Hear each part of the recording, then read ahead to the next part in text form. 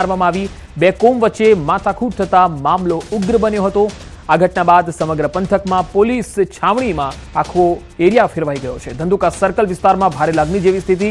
હત્યા બાદ અનેક જગ્યાએ તોડફોડ અને આગ ચંપી થઈ। અનેક દુકાનો અને વાહનોમાં પણ આગ ચાપવામાં આવી। એસપી, ડીવાયએસપી, પીઆઈ સહિત પોલીસ કાફલો પણ અહીંયા ખડકી દેવાયો છે।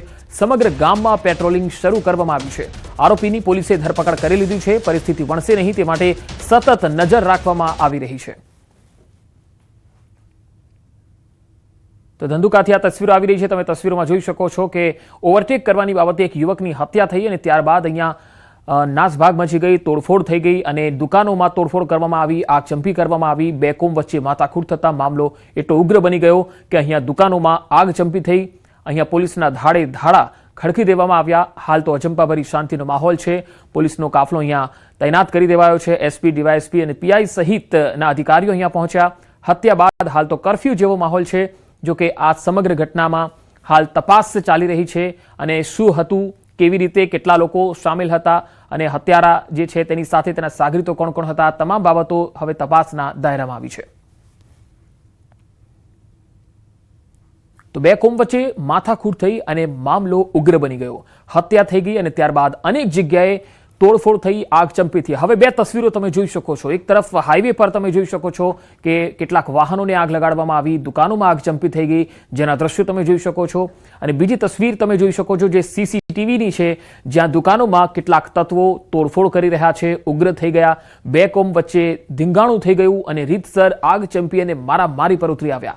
આ મામલો ઓવરટેક કરવાની બાબતે વણસ્યો હતો। એક યુવકે ઓવરટેક કરી અને ત્યારબાદ આ મામલો એટલો વણસી ગયો કે હત્યા થઈ ગઈ। એ યુવકની હત્યા કરવામાં આવી।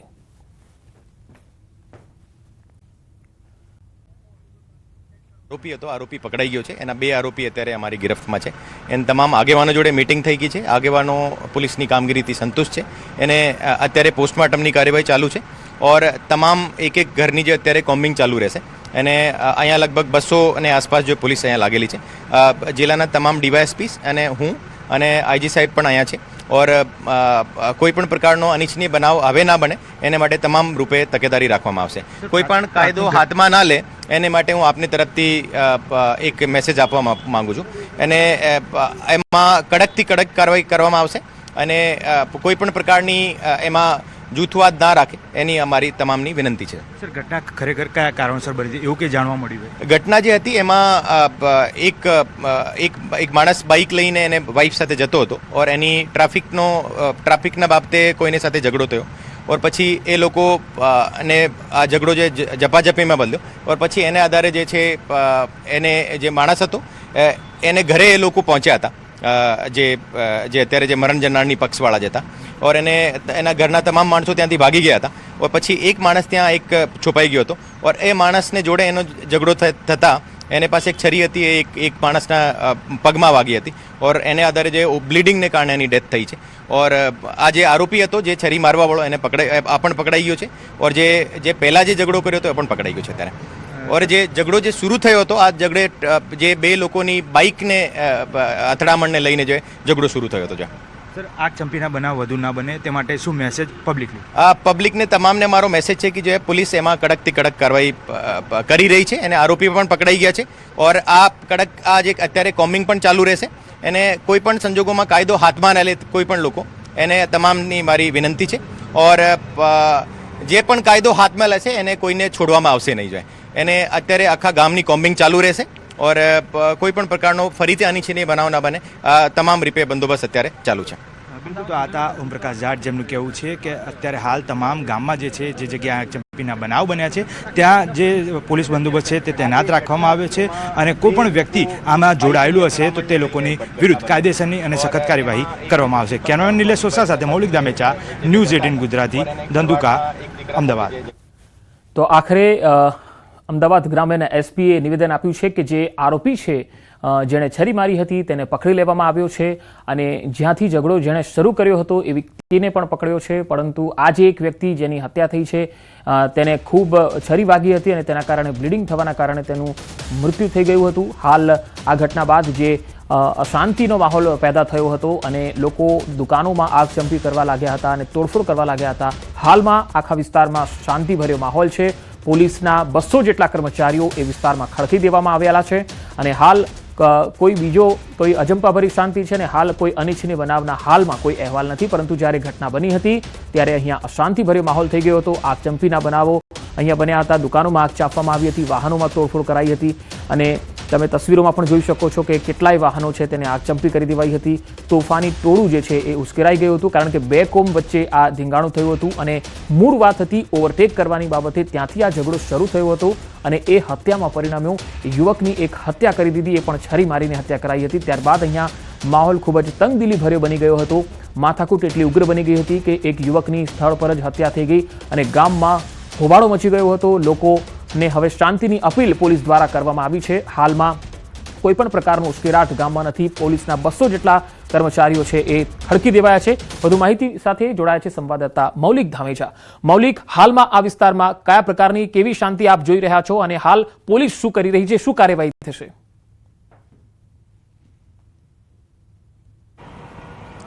પંકજ, બિલકુલ જે રીતે બનાવ બનવા પામ્યો હતો, બપોરના સુમારે આ બનાવ બનવા પામ્યો હતો અને ત્યારબાદ અલગ અલગ જગ્યાએ જે આગચંપીના બનાવ બન્યા તેને પગલે જિલ્લાભરની જે પોલીસ છે તેને અહીંયા ખડકી દેવામાં આવી છે.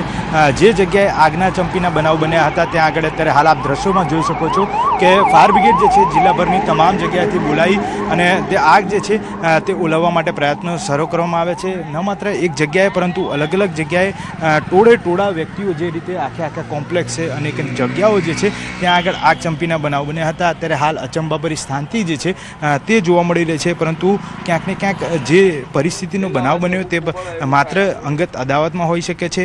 જે રીતે આ બનાવ બનવા પામ્યો હતો અત્યારે હાલ જોયો છો કે મોટા પાયે નુકસાન જે છે તે લોકોને વેઠવું પડી રહ્યું છે. અનેક જે દુકાનો છે ત્યાં આગળ રહેલો માલસામાન જે છે તે બળીને ખાક થઈ ચૂક્યો છે. માત્ર ધર્મેશ ગમારા અને અન્ય જે પક્ષનો વ્યક્તિ હતો તે બંને વચ્ચે બાઇક ચલાવવા બાબતે જે પ્રાથમિક તકરાર થઈ હતી અને તકરાર થયા બાદ તેની જે રીતે હત્યા કરવામાં આવી તેને લઈ આ સમગ્ર બંદોબસ્ત જે છે તે અત્યારે હાલ ધંધુકા ગામમાં રાખવામાં આવે છે. આવનારા સમયમાં પણ આ જ પ્રકારનો બંદોબસ્ત જે છે તે જિલ્લા પોલીસનો અહીંયા આગળ રહેવાનો છે. પોલીસનું કહેવું છે કે જે રીતે આ બનાવ બન્યો તેને જોતા ફરી અચંબાભરી શાંતિ રહે અને કોઈપણ પ્રકારનો બનાવ ના બને તે માટે પૂરતી વ્યવસ્થા જે છે તે પોલીસ દ્વારા કરવામાં આવી છે. હાલ એક આરોપી જે છે જે મારામારી કેસમાં સંડોવાયેલો હતો તેને પણ ઝડપી લેવામાં આવે છે, તેની વિરુદ્ધ પણ કાર્યવાહી કરવામાં આવી છે. પરંતુ હવે ધીમે ધીમે આ પ્રકારના જે સીસીટીવી સામે આવી રહ્યા છે જેમાં લોકો તોડફોડ કરતા અને આગચંપીના બનાવમાં જે સામેલ હતા તે લોકોને ઝડપી અને કાયદેસરની કાર્યવાહી કરવામાં આવી રહી છે. જી મૌલિક, આભાર માહિતી આપવા માટે. આવીને અધિકારીઓ અને હોદ્દેદારો રૂપિયા ચાઉ કરી ગયાનો આરોપ આ ગામજનો લગાવી રહ્યા છે. ભ્રષ્ટાચારની તટસ્થ તપાસ કરી કાયદેસરની કાર્યવાહી કરવાની માંગ ઉઠી છે.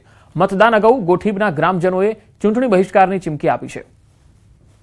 રોડ બોર્ડ બરાબર સારા છે નહીં, ત્રણેય બાજુ રોડ બનેલા નહીં, તળાવની પાળ પર રોડ બનેલો નથી, પૈસા બારોબાર ઉપડી ગયેલા છે. ગટર લાઈન અમારી ગામની 2021 થી 25 મંજૂર થયેલી 5 લાખ રૂપિયાની એ બી કાગળ પર જ હતી, પૈસા ડાયરેક્ટ ઉપડી ગયા છે. અમારા ગામમાં પાણી વેરાયા કરે, લોકોને કાદેવાળા પગથી મંદિરમાં એમ જવું પડે. પરંતુ છેલ્લા 5 વર્ષથી આ ગામમાં વિકાસના નામે શૂન્ય છે. સરકાર ભલે વિકાસની વાતો કરતી હોય પણ અધિકારીઓ અને સ્થાનિક સ્વરાજ્યના જે નેતાઓ છે એમની મિલીભગતથી કરોડો રૂપિયાની ગ્રાન્ટ બારોબાર ઓન પેપર ચાઉ થઈ જાય છે. ના ગટર લાઈનો ને બધું કરેલું નથી, મંદિર જ્યાં તો બધું પાણી વેરાય એવું બધું થાય છે. એટલે લાઈટો નથી, જેમ કે ગટર લાઈનના કાર્યો નહીં થયા, સીસી રસ્તાઓનું યોગ્ય કામકાજ પણ નથી થયું અને આ તલાવડીમાં કચરો નખાય છે. બરોબર, અત્યારે તલાવડી ખાલી છે, એમાં પાણી દર વર્ષે 12મા મહિનામાં ભરતા હતા, આ વખતે હજુ સુધી પાણી પડ્યું નથી. અમદાવાદ મ્યુનિસિપલ કોર્પોરેશનની ચૂંટણી પહેલા રાજકીય ગરમાવો તેજ થયો છે. ખાસ તો ચાંદખેડા વોર્ડમાં ચૂંટણી રસપ્રદ બની છે, કારણ કે અહીં એક જ પરિવારના ભાઈ બહેન રાજકીય મેદાનમાં આમને સામને આવ્યા છે. કોંગ્રેસે હાલના કોર્પોરેટર રાજશ્રી કેસરીને ટિકિટ આપી, જ્યારે ભાજપે તેમના કૌટુંબિક ભાઈ યશ જાદવને મેદાનમાં ઉતાર્યા. આ બેઠક પર કોંગ્રેસનું પ્રભુત્વ જોવા મળ્યું છે. 2010માં ભાજપને જીત મળી હતી તો 2015 અને 2021માં કોંગ્રેસના રાજશ્રી કેસરી વિજેતા બન્યા હતા. છેલ્લા 20 વર્ષથી આ બેઠક પર પરિવાર વચ્ચે સીધી જંગ જોવા મળે છે.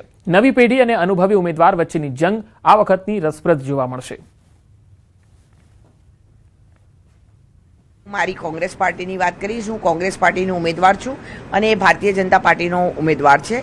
હું ભારતીય જનતા પાર્ટી સામે લડી રહી છું. મારી સાથે અમારે કૌટુંબિક કોઈ ઝઘડો નથી ને અમારે કૌટુંબિક કોઈ સંબંધ નથી. એટલે અમારે એકબીજાના ત્યાં મરણમાં બી જવાના પ્રસંગો બનતા નથી. એટલે મારી માટે ભારતીય જનતા પાર્ટીનો ઉમેદવાર છે.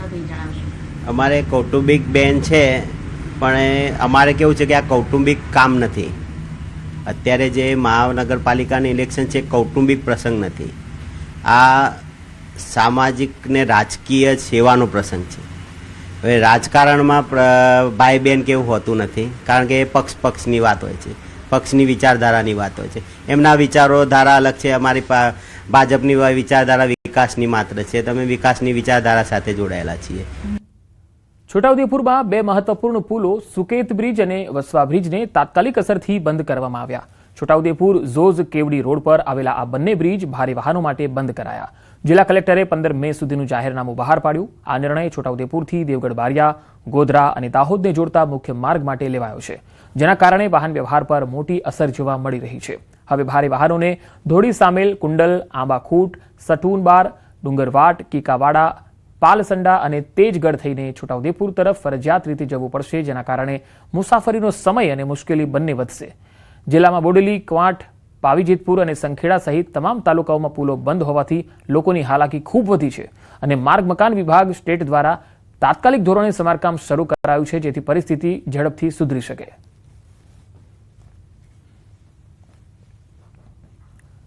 ભાવનગર ડિસ્ટ્રિક્ટ બેંકમાં થયેલા મોટા સાયબર ફ્રોડનો ભેદ આખરે ઉકેલાયો છે, જ્યાં CBS સિસ્ટમમાં ટેકનિકલ ખામીનો લાભ લઈ હેકર્સે એક જ રાતમાં અંદાજે 7 કરોડ રૂપિયાની હેરાફેરી કરી હતી. આ ઘટનામાં 135 જેટલા ખાતાઓને ટાર્ગેટ કરાયા હતા. ખાસ તો નાની રકમ ધરાવતા ખાતાઓને નિશાન બનાવાયા. સાયબર સેન્ટર ઓફ એક્સેલન્સની કામગીરી બાદ 4 આરોપીઓની ધરપકડ કરાઈ અને સમગ્ર નેટવર્કનો પર્દાફાશ થયો. વડોદરામાં ઓપરેશન મ્યુલ હન્ટ હેઠળ વધુ એક સાયબર ગેંગ ઝડપાઈ છે, જે 273 થી વધુ ગુનાઓમાં સંડોવાયેલી હતી. લગભગ 210 કરોડના સાયબર ફ્રોડમાં તેની ભૂમિકા સામે આવી. બેંકના જે સર્વર લોગ હોય એનું એનાલિસિસ ડિટેલમાં કરવામાં આવેલું. તો એનાલિસિસ કરતાં ધ્યાન પર આવેલ કે બેંકની જે CBS સિસ્ટમ હોય, કોર બેન્કિંગ સર્વિસ સિસ્ટમ હોય, એ જે કંપની હતી એના સર્વરમાં લૂપહોલ હતો, એટલે કે બગ હતો, જેનો આ આરોપીઓએ લાભ લીધેલો હતો. હવે આ જે CBS સિસ્ટમ હતી એ ભારતની અલગ અલગ ઘણી બેંકોમાં લાગેલી હતી. તો એક સાથે ભારત દેશની 15થી વધારે બેંકો આ ગેંગ દ્વારા હેક કરવામાં આવેલી હતી અને હેક કર્યા બાદ બેંકના સર્વરનો એક્સેસ આ હેકર્સ લઈ લેતા હતા. સ્થાનિક સ્વરાજ્યની ચૂંટણીને ધ્યાનમાં રાખીને સોલા પોલીસે શહેરમાં સઘન પેટ્રોલિંગ અને ચેકિંગ હાથ ધર્યું છે. બાતમીના આધારે ચાંદોડિયા રેલવે વિસ્તારમાં તપાસ દરમિયાન પોલીસે એક શખ્સને ગેરકાયદેસર દેશી બનાવટની પિસ્તોલ અને જીવતા કારતૂસ સાથે ઝડપી લીધો. તપાસમાં સામે આવ્યું છે કે આરોપી અગાઉ પણ આર્મ્સ એક્ટ હેઠળ પકડાઈ ચૂક્યો છે. જેલમાંથી છૂટ્યા બાદ ફરી હથિયાર સાથે ઝડપાયો છે.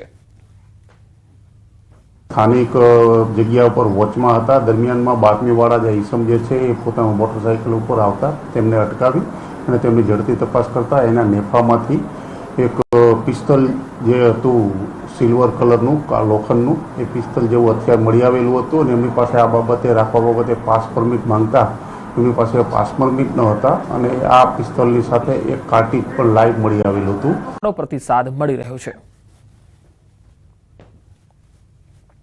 કેસરી ભગવો રંગથી રંગી છે ગાડી અમારી પ્રચાર કરવા માટે. શું કર્યું ગાડી ઉપર? ગાડી ઉપર અલગ અલગ સૂત્રો લખ્યા છે.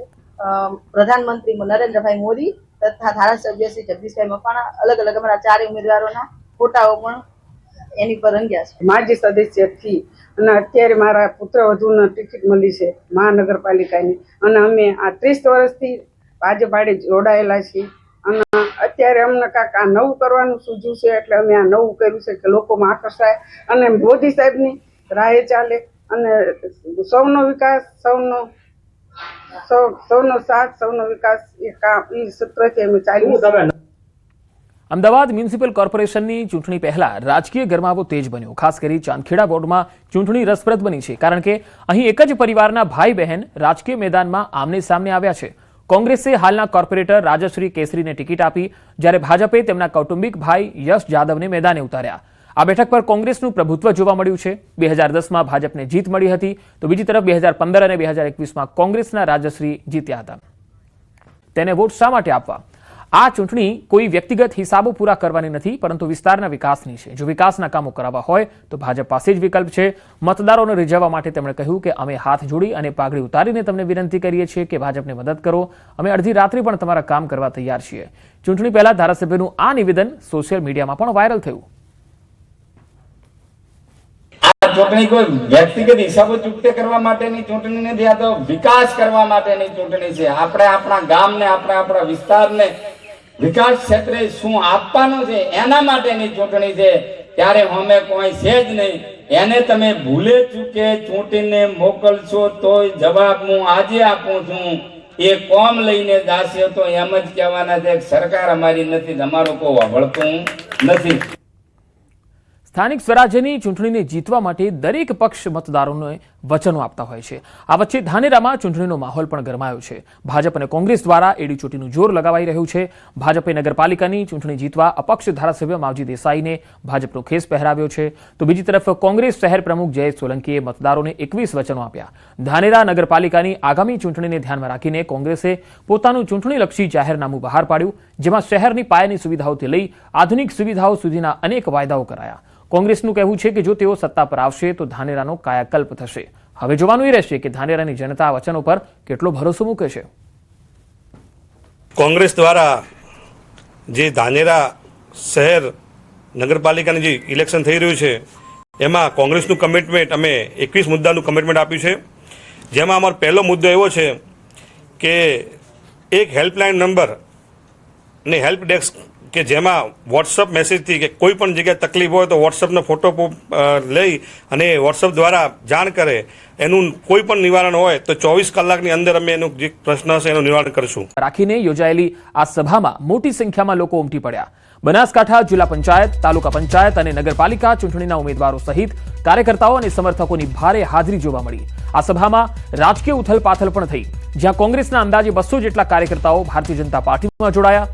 મુખ્યમંત્રીના હસ્તે તેમણે ભાજપનો ખેસ પહેરાવી પાર્ટીમાં આવકાર અપાયો, જેના કારણે સમગ્ર વિસ્તારમાં રાજકીય ચર્ચાઓ તેજ બની.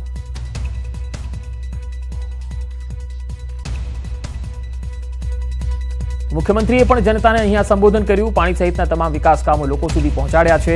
વરસાદી પાણીને બચાવવા માટેની યોજના પણ આપી. ગેસનો સિલિન્ડર લોકોના ઘર સુધી પહોંચાડ્યા એવી વાત પણ તેમણે કરી. ભાજપ કાર્યકર્તા લોકોના પ્રશ્નોને સરકાર સુધી પહોંચાડે છે. જનતાના દુઃખમાં સાથે અને સુખમાં સહભાગી રહેવું એ ભાજપની ઓળખ બની છે. સૌનો પ્રયાસ કેવો રહેવો જોઈએ તો કે ભાઈ 26મી તારીખે 100% મતદાન અવશ્ય કરવું જોઈએ. કોઈકને વોટ આપો ના આપો એ તમારા મરજીની વાત છે, પણ આપણે તો કમળને જીતાડીશું તો આપણી દરેકે દરેક ફેસિલિટી પૂરી થાય. તમારી વચ્ચે કાર્યકર્તા હર હંમેશ રહે. વરસાદનું પાણી બચાવાય તો બચાવો, વાપરાય તો વાપરો, પણ એના સિવાય પણ જો વરસાદનું પાણી ત્યાં આગળ ના તમે સંગ્રહ કરી શકો તો એને જમીનમાં ઉતારવા માટે આ કેચ ધ રેન અંતર્ગત આ પૈસા વાપરવાના છે. 100% સરકારી યોજનાનો લાભ તમને મળે એના માટેનો પ્રયત્ન થયો. ગામ નજીક યુવકને ખેંચી જતા એક વ્યક્તિને મગર ખેંચી ગયો અને વિસ્તારમાં ભારે ભયનો માહોલ ફેલાયો. ઢાઢર નદી પાર કરવાનો પ્રયાસ કરતા સમયે અચાનક મગર તેમને પાણીમાં ખેંચી ગયો. બોજાદરા અને દાદાપોર ગામના લોકો મોટી સંખ્યામાં નદી કિનારે દોડી આવ્યા અને નદીમાં યુવકની શોધખોળ હાથ ધરી હતી. એ ભાઈ બોજાદરા આવીને દાદાપોર સાઈડે હતો તો તરતા લેવા આવ્યા અને તરા પર ચડતા હતા અને મગરે એની પર હુમલો કર્યો અને મગરને લઈ ગયો છે. કચ્છના ભુજમાં લોડાઈ ગામે ફૂડ પોઈઝનિંગની ઘટનાને લીધે તંત્ર એલર્ટ થઈ ગયું છે. ગામમાં પાણીપુરી ખાધા બાદ અંદાજે 70 જેટલા લોકોની તબિયત લથડી હતી. આ ઘટના બાદ ફૂડ વિભાગની ટીમે કુકમા ગામમાં નાસ્તાની લારીઓ પર તાત્કાલિક ચેકિંગ હાથ ધર્યું. વેપારીઓને સ્વચ્છતા અને ગુણવત્તા જાળવવા કડક સૂચનો આપવામાં આવ્યા. નિયમોનું પાલન ન કરનાર સામે કડક કાર્યવાહીની ચેતવણી પણ અપાઈ. ફૂડ અધિકારી સહિતની ટીમો સમગ્ર વિસ્તારમાં ચકાસણી અને તપાસની કામગીરી કરી રહી છે. બનાસકાંઠાના ડીસાના કંસારી ગામે આજે રાજકીય માહોલ ગરમાયો. મુખ્યમંત્રી ભૂપેન્દ્ર પટેલ અહીંયા યોજાયેલી વિશાળ જનસભામાં પહોંચ્યા હતા, જ્યાં સ્થાનિક સ્વરાજ્યની ચૂંટણીને ધ્યાનમાં રાખીને યોજાયેલી આ સભામાં મોટી સંખ્યામાં લોકો ઉમટી પડ્યા. બનાસકાંઠા જિલ્લા પંચાયત, તાલુકા પંચાયત અને નગરપાલિકા ચૂંટણીના ઉમેદવારો સહિત કાર્યકર્તાઓ અને સમર્થકોની ભારે હાજરી જોવા મળી. આ સભામાં રાજકીય ઉથલપાથલ પણ થઈ, જ્યાં કોંગ્રેસના અંદાજે 200 જેટલા કાર્યકર્તાઓ ભારતીય જનતા પાર્ટીમાં જોડાયા. મુખ્યમંત્રીના હસ્તે તેમણે ભાજપનો ખેસ પહેરાવી પાર્ટીમાં આવકાર અપાયો, જેના કારણે સમગ્ર વિસ્તારમાં રાજકીય ચર્ચાઓ તેજ બની.